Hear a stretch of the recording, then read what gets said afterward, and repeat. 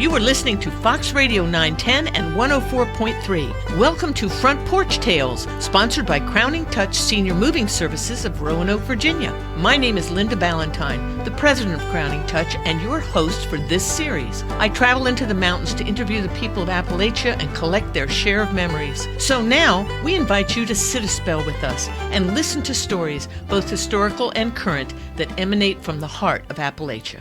All righty, we're back in the saddle, or actually on the front porch again with Tony Tree, and he's got some more stories, and I can't wait to hear them. So tell me the story that you've got cooked up to share with us today, Tony. Well, Linda, first of all, thank you so much for your patience with all of the technology, with all of us and everything. You're a blessing. You're a true blessing. Well, it's so much fun. It's so much fun to gather all of this. I'm very, very excited because when you and I are gone 50 years from now, somebody wants to think about or remember what happened 100 years ago, then they'll have all of these archived, taped stories, and it'll be fun for people to listen to. Well, today I don't have something about the history of Highland County or about the years I lived there, but I have a story about something that happened to me one night. All right. And of course, this is a true story because I will not make up things. No, I got you. I could. We could do that. But anyway, Sapling Ridge, and you know where that is. And we rode the horses. We told the story about how I raced along the top of the ridge, and that crow with the red eyes was or a raven. I know Sapling Ridge. It's a mystical place. Anybody out there in Radio Land that has never been to a place like Sapling Ridge, they need to get out and go to any place in Virginia where it's considered desolate. Because desolate and high up on the mountain. Right. Because that's what Sapling Ridge is. And it's windswept. Yes, it is. The trees all grow with the branches heavier on one side than the other because of the wind. And Sapling is not far. It's on the same ridge of mountains that Spruce Knob is on, which is the highest point in West Virginia. Isn't that almost 5,000 feet? Yes, a little over. Oh, really? Okay. Yeah. I think it is. But it's up there. It's up there. Anyway, that I was a walker. I like to walk. Oh, you did. To walk day and night. But one evening, and it was the winter time. I remember it was winter because it was cold. And I love the winter, and that's the best time for walking in the mountains. If you like walking in the mountains where there are no trails, no roads, no people, you just want to be alone with what God created. Well, it was nighttime, and it was very late. It was a full moon night. It must have been in December or January, and the moon was high, and there was good snow on the ground. And, of course, I'm a snow freak, so this is my world.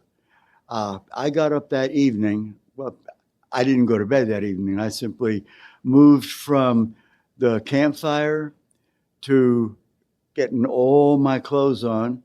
And I had a dog with me. Her name was Sweet Pea.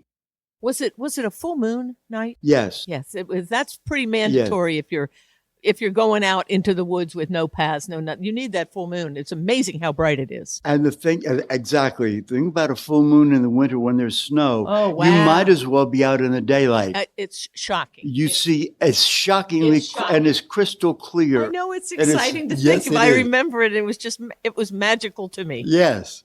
So I took my dog, Sweet Pea, and I didn't say, Sweet Pea, let's go for a walk. I didn't talk to dogs at the time. I do now. Talk to my dogs all the time. But I took Sweet Pea, and we started up to Sapling Ridge. Now, from the camp to Sapling Ridge was roughly about 3 to 4 miles through wilderness. Wow. Yeah. All right? Right. So we took the wilderness cut up across the stream, up the holler, up across the state road, over onto Fitz's, up onto Sapling Ridge. Yeah. That was quite a walk. Yes, it was. And it was beautiful. And while I was up there, I was floored by the magnificence of God's creation. Mm-hmm. And I didn't believe in God the way I do now. However, I knew that this was God's creation, and it was totally, totally awesome. It's just in your face. It makes a believer out of an unbeliever. Yes.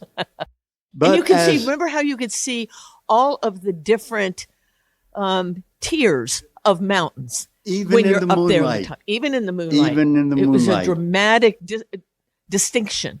Yeah. One ridge to another ridge to another ridge. It was quite the amazing sight. Now, today, anybody that's out of their senses would say moon. Well, that's light pollution. So no. You want that light pollution in the winter on a snowy day That's right. in the middle of nowhere. You In the do. middle of the night. You want in the middle of the night. Everything's middle ground.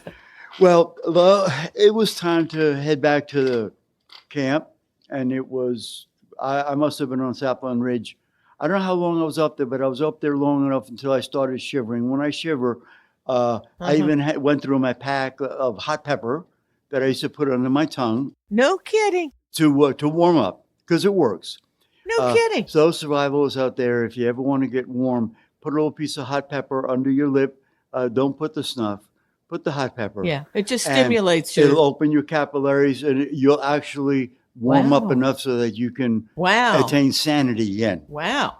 So I put a little piece of hot pepper under my tongue, and you wonder, what are you doing with hot pepper on you?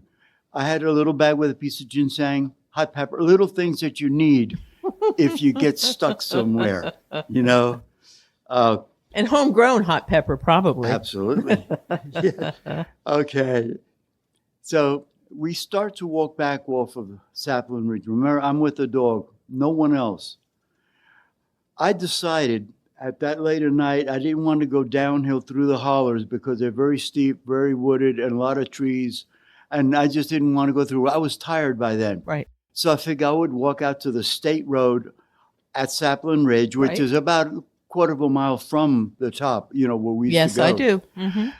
And there's a state road, and then the state road is about 2 miles down to Fitz's house, and then Fitz's house down to camp is about another half mile. Wow. So, we're talking about distances. Yeah, yeah. And I figured I'll take the easy way. That was the easy way to get back. So I start going down the holler, and I get about halfway down. I'm not on the state road. I'm still alongside the state road. Right. I'm halfway down the holler. Everything is going fine. Everything is crystal clear. It was beautiful. It was stunningly beautiful because there wasn't any snow on the trees, but the snow was on the ground against the branches.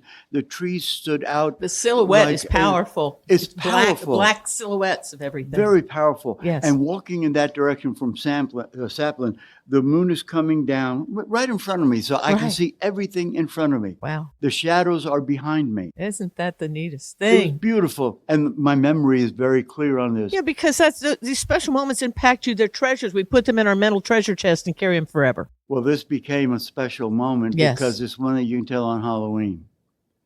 I'm walking down the holler. My doggy's with me, right with me. She always used to go 10, 15 feet ahead. All of a sudden, Sweet Pea stops in her tracks. And when she stopped, I used to, because Sure. I was a naturist, hunter, Yeah. all those things. Right. The dog stopped, I stopped, so I can watch what she's going to do.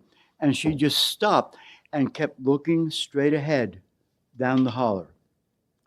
And I'm trying to look and see because it was bright and it was clear. Yeah. I don't see anything. And I said, Sweet Pea, go on. She looked back at me and turned back. I started walking up to her, and she stood her ground. She wouldn't continue. She just kept looking ahead of me, no growl or nothing. Wow. I waited about another 5 minutes. Right. I said, okay, Sweet Pea, I can't be doing this. I want to get home. I want to get warm. I want to go to bed because it's going to be daylight soon. She didn't move. So I continued, and when I got up to her, she ran around me to the back of me and stayed in the back of me with her ears down. So she wanted And you to lead out because she wasn't going anywhere. She left me looking at whatever she didn't like seeing. So I looked and I looked. I couldn't see anything. And I was very quiet to hear a movement. I knew there wasn't any bears because Right. it was the middle of winter. They were sleeping. Right. And we didn't have a lot of bears anywhere. Right. It wouldn't have been a deer because Sweet Pea used to chase the deer. All the other animals were either asleep or hibernating. And Right. I thought it might be a person, but if it was a person, Sweet Pea, knowing her, she would have barked and howled. She was a hound dog. Right. She would have howled and she would have made a connote. She was totally silent. That's so weird, isn't it?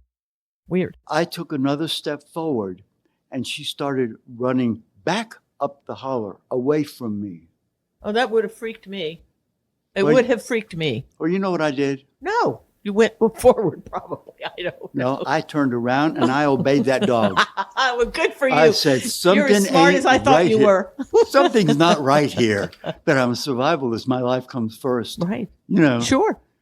I said, something's not right here. If the dog is telling me something's wrong, Right. then I'm going to listen to the dog. But it was heartbreaking for me because I had to backtrack back up to Sapling Ridge to get on the state road to walk down to Fitz's house to walk I got back you. down the valley to camp. So you rerouted yourself. I had to, and I didn't want to do that. But I was not going to continue going because of what Puppy Dog did. Yeah. Yep. I couldn't do that. I'm sorry, not Puppy Dog, Sweet Pea. Puppy Dog was another dog. Credit where credit is due here.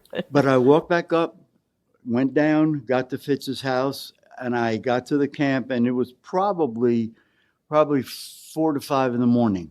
I didn't expect to be out that long. And I was cold and I was exhausted. And at the time, I only weighed about 130 pounds. So it Nothing to spare. It was nothing to spare. No, it was an ordeal.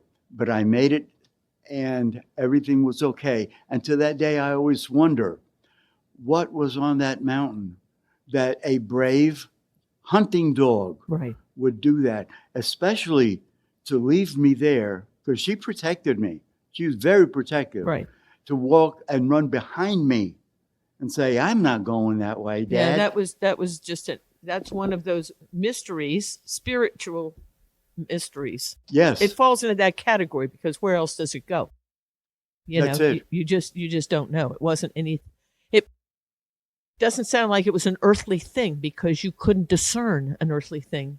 And neither really could she because she had earthly responses, but she didn't play them.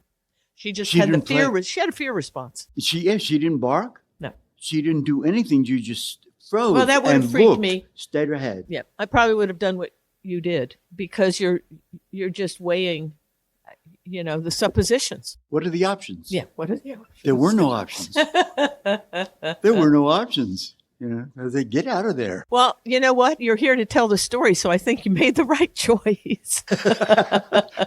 That's a good observation. Good observation. Well, and there was another story that I wanted you to tell me about. It was do you have a maple syrup story? Oh my gosh, yes. When Les The Les, Les. We've talked to Les, and he shared some of his stories. So it's that Les. Well, he and Judy lived down at Fitz's place for a while, and nobody had ever done this before, but there were huge old maple trees in the yard, sugar maple, because everything in Highland County used to be sugar camps. Well, these trees were probably 8 feet in circumference. Oh, yeah. 4 feet easily through the center. And one year, Les, he had a lot of good ideas, And he said, Tony, why don't we tap these trees? And I've always been, yes. Oh, yeah, Let's tap these trees. That would sound like a great idea because it hadn't been Yeah. tapped in a long time. And you frequently get tremendous flows out of Yes. trees that haven't been tapped in a long time. And there just happened to be an old sugar pan in Fitz's shed. Oh, come on. So, and the remnants of the stone, how they used to have it, Oh, because sure. but it was all fallen disrepair. So we got all the rocks placed so that the pan would sit flat. It was rusty, but we didn't care. Yeah. It's okay. Rust don't hurt maple syrup. And we found It that drops out. to the bottom. It Just drops to the bottom. So we did. We got the trees tapped. I don't know who we borrowed an auger from. I don't know if it was from Herman, dear brother Herman. Yeah. And I talked about him in a show. Let me just digress for a second. Yes. Herman Puffenbarger probably is the finest country brother that I ever encountered. He is. All of us hippies, all of the things that we did, we were all brother and sister. We were groovy. But among the local population, Herman Puffenbarger had the love of Christians That's right. for one another. He had the most generous heart, and you could never Yeah. see that he made any demarcation between himself and any of us. Amen. And and he was the one who would give me lambs, the triplet or something. He'd call me up, Linda, we've got one. Come get it. And Yeah, he's just a precious, precious human being. And I think I mentioned him in one of the programs about how he used to ride out in his snowmobile. If he needed help, he would ride out to my camp in the snowmobile, say, I need your help. I'd get on the back of the snowmobile. I didn't question it either because I knew he was safe. Yeah, He's a sure. good-hearted country person. Yeah. Get off, go help him for a day or two, whatever it took, and then he would take me back. Isn't that wonderful? With a bushel Well, or two of apples. he knew who to call. He knew who to call. Yes, good man. Well, anyway, I think we got the tools from him. We bored the holes in the trees, and we started collecting sap. We got buckets. You know, we did the whole 9 yards. We did it right. And the spiles that go into And the spiles, everything. Yeah. So the spile, for people who are listening, is a little spout. After you drill the hole, you stick this spout in and out of and the spout hangs. A bucket hangs on this spile. Yeah. And then it drips over the course of what you need are freezing nights and temperatures that go above freezing that release the sap to run. And when it runs up past the spile, which is drilled into the tree, the spile takes some of that juice, dumps it in the bucket, and it takes 40 gallons of water to make 1 gallon of maple syrup. That's a good point that you bring up because we started gathering the sap and we thought, okay, we'll make us a little bit of syrup. This is going to be really good. We start dumping it in the sugar pan, get the fire going, and we cook all that day. But the sap kept running, so we kept bringing it, and we cooked, and we cooked, and we cooked all night. It's a 24-hour deal. Once you get that cooking, you can't leave it. You know, And at a certain Judy point was when it gets Judy was exhausted. When is this going to end? And we thought, well, the trees are still running, so it doesn't end yet. That's right. We'll have to wait a little bit. We made so much syrup, and we didn't have any place to put it because we didn't collect the 15 or 20 canning jars that we needed. That we didn't know. Les and I didn't know what the trees were going to do. Right. We filled every jar we could find. At the end of it all, I don't know how much Les had, but I was drinking maple syrup by the cupful because there's no place to store it. Oh, wow. And I loved every sip of it. You did. By the cupfuls. Now today I you can't look even at imagine. you get a cupful of maple syrup in the store, you're looking at $16-20. And here I'm drinking it like water. You know, what a life. What color was it? Now they're different color. Explain the difference between the light and is it the procedure itself? Is it how much you cook it or the length of duration of the season that determines whether it's light or dark? If you want the golden color, which is the most expensive, right, you cook the syrup down. When it has that color, you draw it off. I see. Okay. Okay. But if you are impoverished like we were, you just keep adding sap to the syrup and let it cook and cook and cook. And it gets a little bit browner, but it's still delicious. Oh, it's all delicious. Yeah. It's incredibly delicious. But you don't have to keep drawing it off and starting from scratch. I got Okay. But that's how you get the golden color. It's the unadded to syrup. Right. You haven't put anything in it. Some of the local people used to tell me that if I would put scrambled eggs or egg whites and put it in, that would cover the top and take all the foam and impurities off. That's interesting. But we didn't do that. We canned it with because the impurities came from the tree, and if if it's good for the tree, it's good for me. You know, that's okay. That's the life. Yes, that was the life.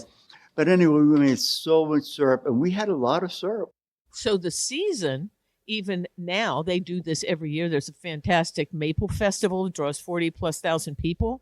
Yeah. The first or second, third weekends of March generally, right? Because the syrup you start to collect syrup in February. By April, the season's over. Right. It's over. Even in the mountains, early April, it's done. Yeah. Because the trees just quit running. They just quit producing. And now they used to, I did a story once for the Richmond Times-Dispatch for a Thanksgiving article, and I remember doing a photo shoot, and I went around and took pictures of, buckets hanging on trees. Now they're using, that was before, they would use horses or their tractors to pull a wagon and go on out and collect the sap. Now they use hoses, and so they don't have the buckets as much anymore. It's just that the small-time producers use the buckets because it's labor-intensive to go gather and plastic is cheap, and you can run it for a mile up the holler and tap many, many trees into one That's right. You just have hose. extension arms, little Yes. fingers that go out from that. Linda, I don't know that I can draw the pictures up because I am still technologically deprived. I have an iPhone, but in one of the pictures here that I wanted to show you Right. is that Lisa and I, on our small property, Oh, yeah. we planted 30 years ago now about 10 or 15 red maples, not sugar maples. We Okay. have a couple of sugars that I planted, red maples. But when they matured enough to tap, we tapped them, and we've made maple syrup with red maple. Isn't that The something? flavor's a little bit different. It's not, you Is can the tell it's not sugar the sugar content- maple. is the It's su- wonderful. Oh, the isn't sugar- that? Well, you can make syrup out of all sorts of things. Yes, They make syrup out of walnut trees. yes, I've seen walnut syrup. yeah. And there's another kind of syrup. I don't know whether they do it out of hickory, but I know they do it out of walnut, and I know that you can because there is a sugar content. The trees like the sugar as much as we do. They just make Yes. they're sugar We're, freaks. we're just borrowing some. That's right. Yeah, And that's true. It doesn't hurt the trees if you don't do it. As a matter of fact, there is a formula for how many holes you can put in a tree of a certain circumference. exactly. And we try to follow and do everything right because I don't want the trees to get old. They'll be here long after I'm gone. So, we're good. Yeah. But I always remember I love the Lord, and I also thank the trees for what I take from them. Yep. Because I'm thankful to God, but we have to be thankful in all things because look what he gives us. Every listener out there has had enough to eat and enough warm clothing that they have not died or frozen to death from the time they were born. And if they're 40, 50, 60, 70 years old, That's right. that's how long God has taken care of them. That's right. And God's they hand need- has been on their life, whether they know it or not. And we need to acknowledge that within our hearts. Thank you, Lord, for all the All the goodness you've given provision. us. All Yes, the provision. all the We provision. were talking about the chestnut blight, which you and I spoke about once, but Lester and I talked about it again. And he mentioned again how important those chestnuts were and what a catastrophe it was when Yes. the chestnut trees died, the last ones in the 1950s. And then that was that. But I was talking about the wood product that we Right. lost and the access to that for homes and furniture and firewood and everything. But he reminded me of that particular aspect again, that God provided those chestnuts for the wildlife, and it was a huge boon to the settlers and residents of Appalachia. Yes. Linda, I don't know that a lot of people know this, and I don't want anybody to go tearing down houses, but in Monterey, many of the houses were built with true 2x4 Yeah. chestnut studs, Yeah. 8-foot chestnut studs. And they're still in there today. And I've been in homes in Monterey where people have kitchen cabinets and tables made from, but it's already the wormy chestnuts. It was a chestnut after the Yes, blight the worms hit. had gotten in it. Yeah, beautiful wood and very light in weight. And Yeah. God forgive me, but I used to burn chestnut one I know. in my campfire. Do not tell me. The- but well, you're the, right. the dead stumps were in the woods, Sure and they they were were. only 3-4 Of inches course, in you diameter. you couldn't build or do much with them. You couldn't do much, but it's not good to burn because chestnuts like to pop. So when you put them in the fire, you got to get away, or else you're going to get burned by all those Get that sparks. screen in place. Yeah. I remember when Dan and I Not on remodeled. the campfire in the teepee. Oh, that's right. That's right. Yeah. When we remodeled that, which is now the Ginseng Mountain Store down at the Forks of the Water. Yes. We Beautiful went upstairs. place. We used wormy chestnut to frame out all the windows, put window seats and all these nice long windows that we had, and we made closet doors out of them, and we used the chestnut wherever we could, and I was totally charmed by it. I just love that it's a mellow yellow color. That wood, it's just fantastic. It's not yellow like locust. Locust Oh is yellow no, this green. is a rich. This is a yeah. It's heartwarming to be in the same room surrounded by chestnut. Warming is the good color for that yellow. That's right. It is. It's warm. It is a warm color. Linda, one day we're going to have to do a program on places in Highland County because a lot of the listeners might want to go, hey, I want to see where that store is at Forks of Water. I want to see where the old Mullinax store was and take a trip through there because people don't know how much beauty and history we Yes, have if right you here want in to take Highland a County. nice day trip, pack up a picnic basket for your family, get in the car, and 2.5 hours from Roanoke, going west on 220, you can go ahead and come across a lot of these locations that Tony and I are speaking about. You can go into Laurel Fork. That's another beautiful spot. Go in the spring when the rhododendron is over your head and blooming in the mountain laurel. And if you continue, you get down to Bartow, and then you continue down 92 and get back to White Sulphur. Right. So you're right back at home. That's right. Make a nice circle all the way around. Nice, it'll take half a day. It's just an elegant thing. Yes, well, it is. if you stop and take pictures and take your picnic lunch, it's a day, Tony. Yeah. It's a wonderful day. It's a wonderful day. That's right. Linda, I have really appreciated, well, not doing this program, but being able to see you after all these years. We can touch base. I know. I'm looking into your eyes. Yeah. Radio The window people of can the soul. see. Window of the soul, Yeah. But, you can't see Tony, but someday I'm going to post a little something, at least online, take pictures of Tony and Lester and Pastor Chip and some of these other characters we haven't even begun to introduce our audience to yet. Yeah. That we are going to introduce them to. Yeah. Because there are far other people. We're talking about, the hippie culture and friends that I had then, and we're now, 75 plus years old. Yeah. 80 years old. Or dead. Yeah, we're dead. We might die while we're doing this series. It's all good. It's all good. Make room for the next person. But it's just it is a lot of fun, and we do want to involve some other characters because there are other people that certainly do have stories, and we're going to just continue to extend our reach and our footprint as we dive in with everybody. And hopefully some of the people that used to be part of the locale would hear this radio, these programs, right, and go, I need to get in touch with Linda. Yeah, wouldn't that be I fun? need to touch base. That would be so beautiful. Well, we have to let the recorder know that we're even doing this. The recorder is the publication now that embraces Allegheny County and Bath. I understand it's not just a Highland publication. Yes. And so that's very exciting to me when I heard about that. Yeah. So I'll let them know this week. That's what we're doing so that people can listen up. Yes. And so every Friday at noon on Fox Radio, Roanoke.com, you can stream it because people out in the mountains will have a hard time getting, Fox 910 or 104.3. That's what it is. But for today, we're going to say goodbye, and we are going to catch up with you, Tony, on the front porch next week at noon. Thank you so much. Bye-bye. Thank you, Linda.